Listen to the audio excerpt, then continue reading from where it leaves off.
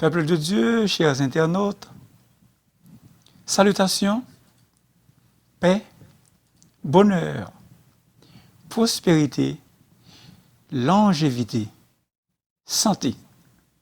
Shalom, shalom, shalom. Aujourd'hui, nous allons considérer ensemble la parole de Dieu dans Jean chapitre 14, les versets 1 à 3. Jean chapitre 14, les versets 1 à 3. Que votre cœur ne se trouble point. Croyez en Dieu et croyez en moi. Il y a plusieurs demeures dans la maison de mon Père. Si cela n'était pas, je vous l'aurais dit. Je vais vous préparer une place. Et lorsque je m'en serai allé, et que je vous aurai préparé une place, je reviendrai, afin que là où je suis, vous y soyez aussi. Je reviendrai, afin que là où je suis, vous y soyez aussi.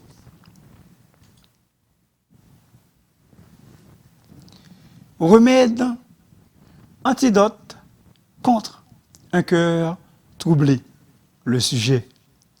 Remède, antidote contre un cœur troublé. Un remède, c'est ce qui est employé au traitement d'une maladie. Un remède, c'est ce qui est employé au traitement d'une maladie.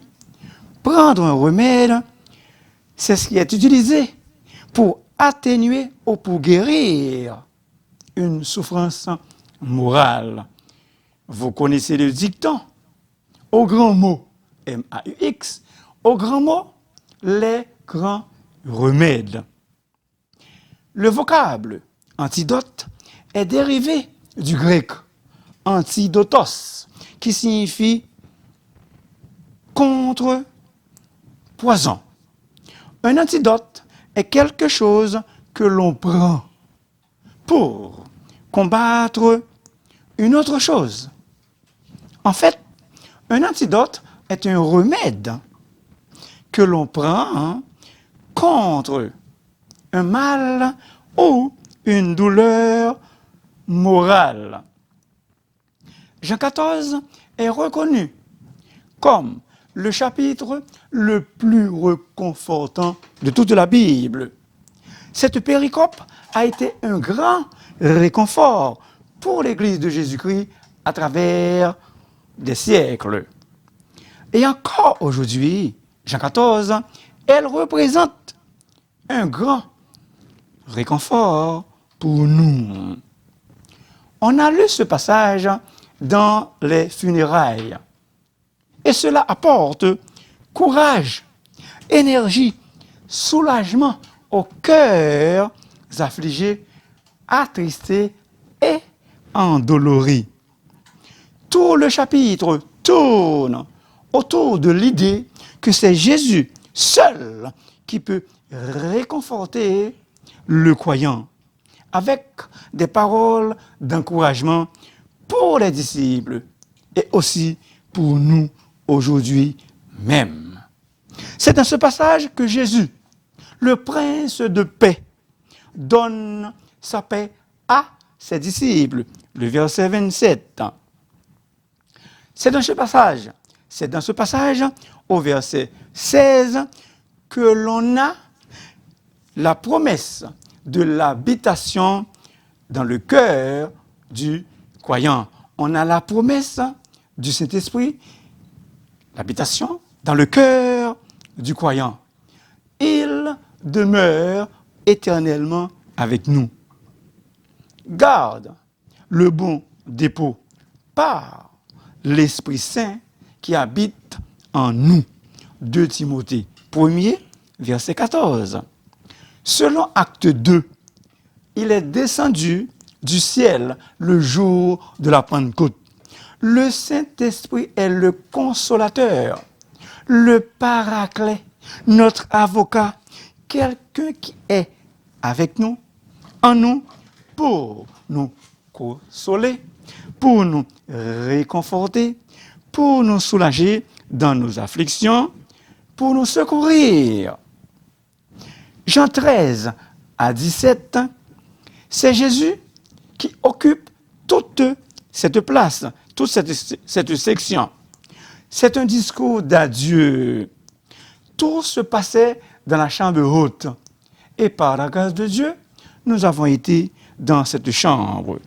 Les disciples étaient complètement abasourdis, découragés, affligés, car Jésus leur avait dit qu'il s'en allait.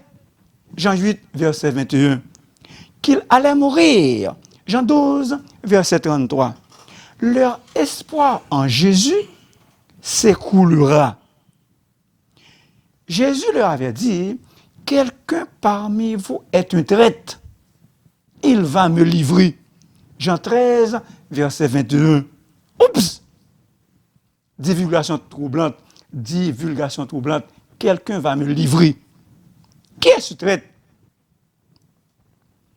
Le poids de toutes ces révélations fut certainement une source de trouble pour les disciples. Mauvaise nouvelle, que votre cœur ne se trouble point.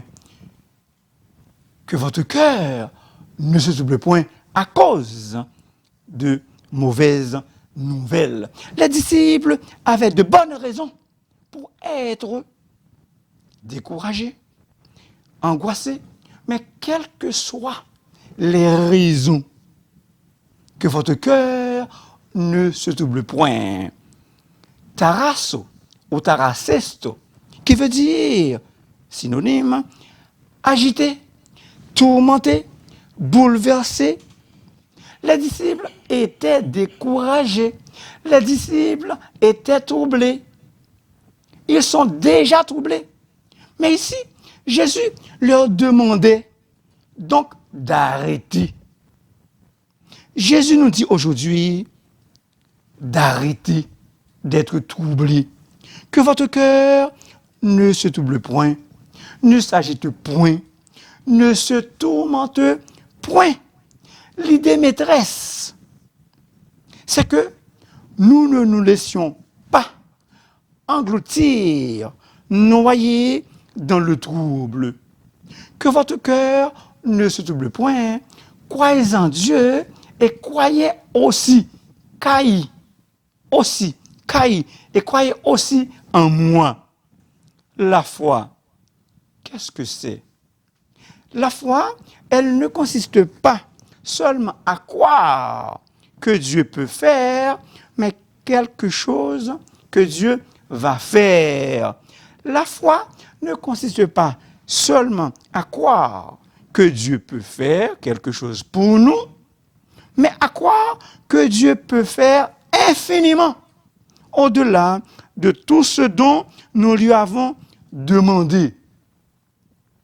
La foi, ce n'est pas seulement croire que Dieu va faire, mais c'est aussi croire que Dieu peut faire et ce que Dieu va faire.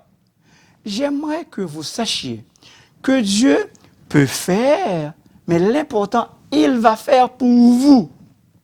Croyez dans ce que Dieu va faire pour vous. Dieu pral fait pour nous des miracles extraordinaires. Dieu va opérer pour nous des miracles extraordinaires. Le sens de croire dans ce texte ne fait pas allusion à une vague croyance de l'existence de Dieu. Il ne s'agit pas d'une foi incertaine, désespérée, où les disciples doivent s'accrocher à Dieu par peur de sombrer. Non. Littéralement, Jésus leur dit, ayez foi en Dieu, ayez confiance en Dieu, et aussi en moi. Pourquoi? Parce que la foi en Jésus est un appui sûr et certain. Évidemment, hein, dans ces temps d'incertitude, nous devons garder la foi et faire confiance totale à Dieu en toutes choses.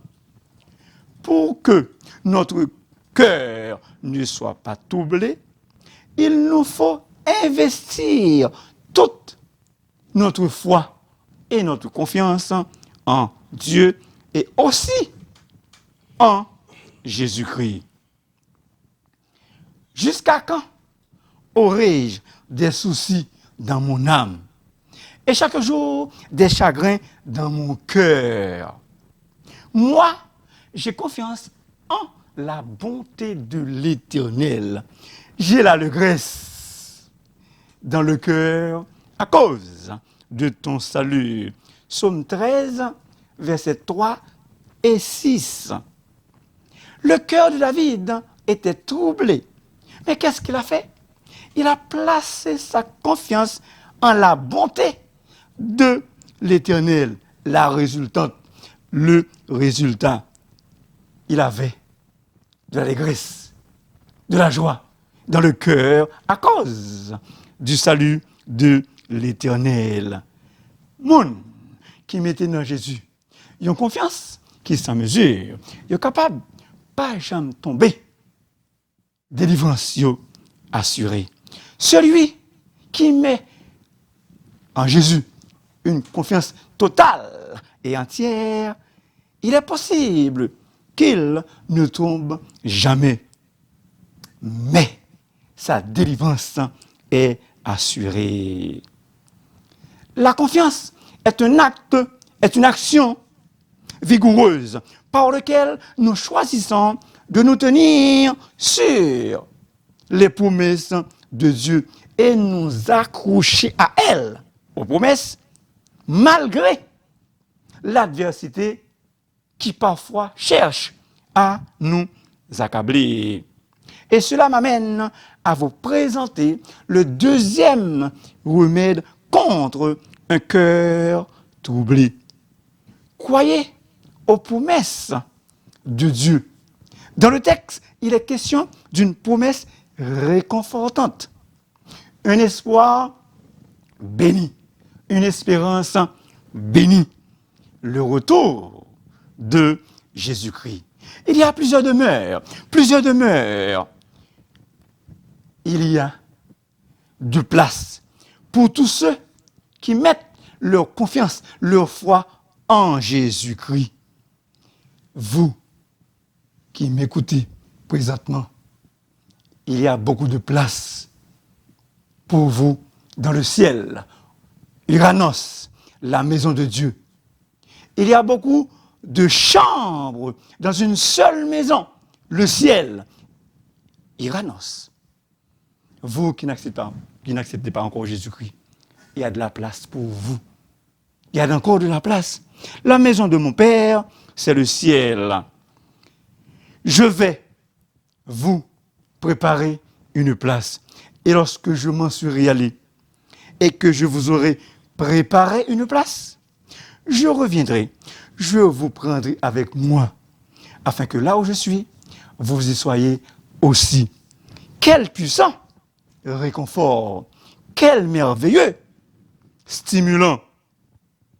1 Thessaloniciens, chapitre 4, versets 16 à 18, parle aussi du retour de Jésus-Christ.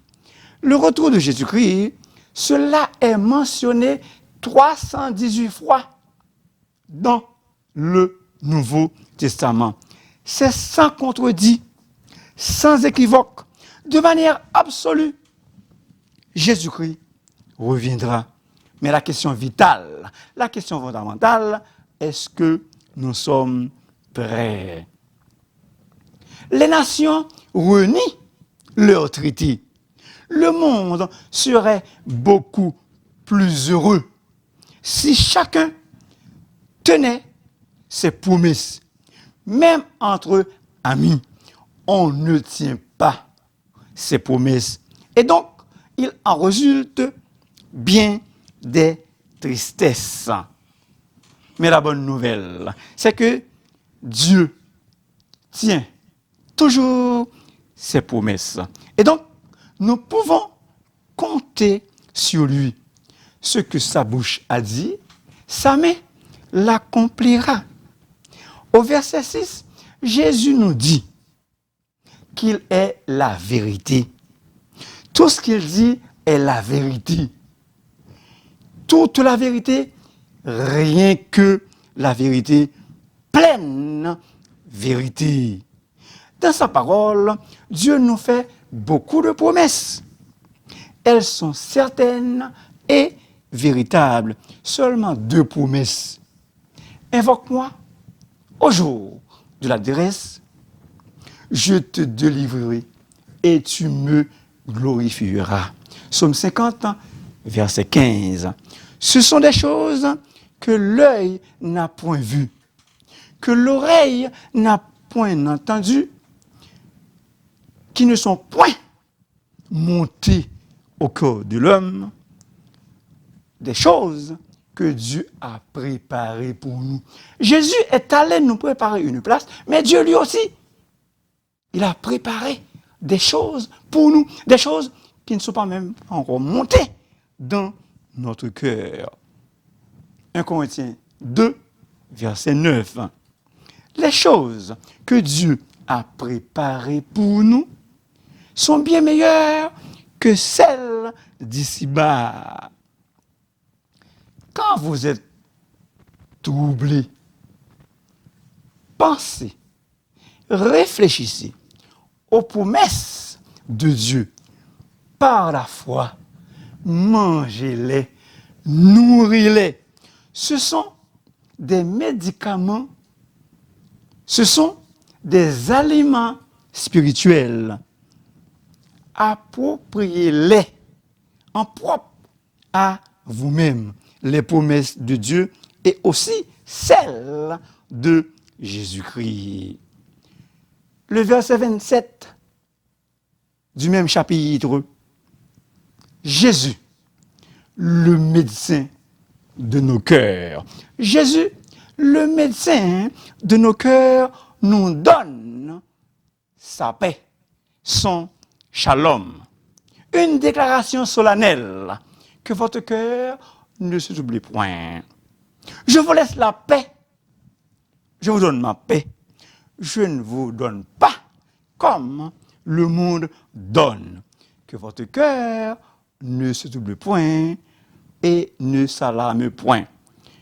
Tarasso ou tarasesto, le même verbe utilisé au verset 1er.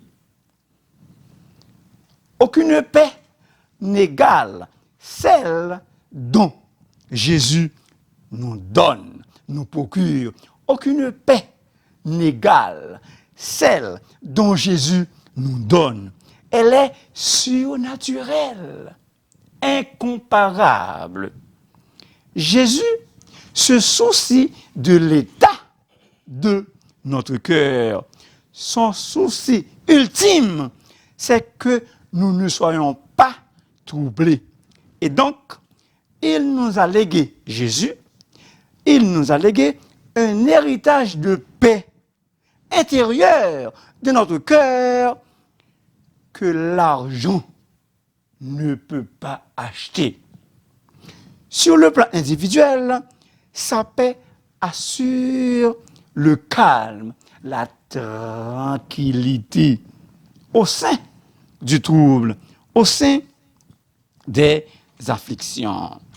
Le monde est incapable de donner la paix. Seul Jésus est en mesure de nous la donner. Ce que les nations ont besoin est une conférence de paix avec Jésus, le Prince de paix. Autrement dit, il n'y aura pas de paix dans ce monde tant et aussi longtemps que Dieu ne trouve pas sa place à la table de conférence. We come in peace for all mankind. Nous venons dans la paix pour le genre humain.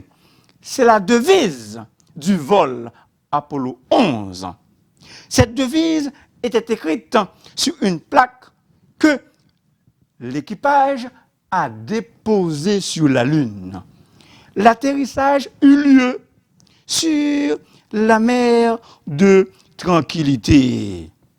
Armstrong et Aldrin ont trouvé sur la Lune une scène tranquille, paisible. La paix des cieux, ou bien la paix des lieux, n'a jamais été troublée. Pourquoi? Parce qu'il n'y a jamais eu d'humains qui y vivent. Reporté par Christian Victory. Dans le dernier livre de la Bible, l'Apocalypse, l'apôtre Jean nous rappelle que le remède, l'antidote contre un cœur troublé, tracassé, anxieux, est le Christ crucifié et ressuscité. Jésus détient les clés de la mort. Il était là, Jésus, il était là au commencement et sera à la toute fin. Je suis le premier et le dernier et le vivant. Je suis vivant au siècle des siècles. Je tiens les clés de la mort et du séjour des morts. Apocalypse 1er, versets 17 et 18. Nous ne sommes pas dans un enterrement, mais Al Humbert a résumé la nature axée sur le Dieu de paix des chrétiens comme suit. Un cantique que vous connaissez très bien. Quel repos céleste Jésus dit à toi. À toi pour la mort et la vie. Dans les jours mauvais, de chanter avec foi. Dans les jours mauvais, de chanter avec foi. Tout est bien. Ma paix est infinie. Peuple de Dieu, que votre paix soit infinie. Que votre cœur ne se trouble point. Pourquoi? Parce que Dieu est pour vous un refuge et un appui, un secours qui ne manque jamais dans la détresse. Psaume 46, verset 2. Que votre cœur ne se trouble point. Pourquoi? Parce que si Dieu est pour vous, qui sera contre vous? Romains 8, 31. Que votre cœur ne se trouble point, parce que toute chose concourt au bien de ceux qui aiment Dieu. Romains 8, 28. Que votre cœur ne se trouble point. Pourquoi? Parce que l'Éternel est votre lumière et votre salut. De qui auriez-vous peur? De qui auriez-vous crainte? L'Éternel est le soutien de votre vie. Psaume 27, verset 1er. Que votre cœur ne se trouble point.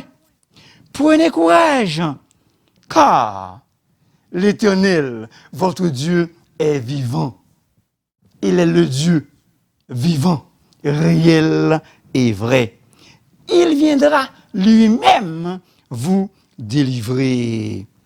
Dites, écoutez bien s'il vous plaît, dites à ceux qui ont le cœur troublé, prenez courage, ne craignez point. Voici, votre Dieu viendra lui-même, vous sauvera. Psaume 35, verset 4. Mon frère, ma sœur, Dieu te dit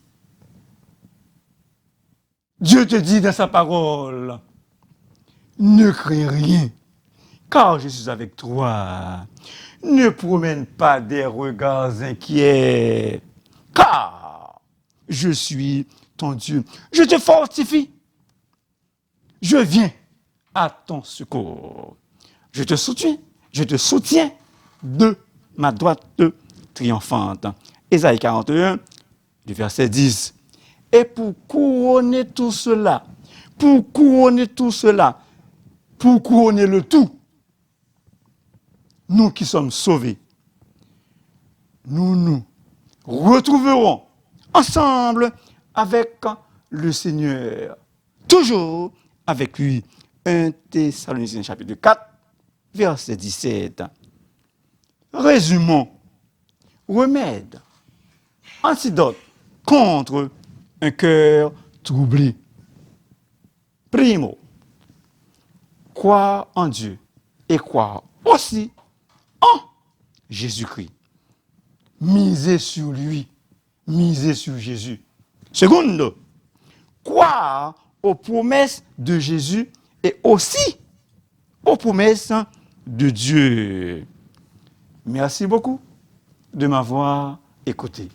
S'il vous plaît, n'oubliez pas de vous abonner, car la voix du serviteur est votre émission. Et si vous voulez me parler, vous pouvez me contacter dans le 514 571 21 96. Que la paix de Christ règne dans vos cœurs. Que la paix de Christ règne dans votre cœur.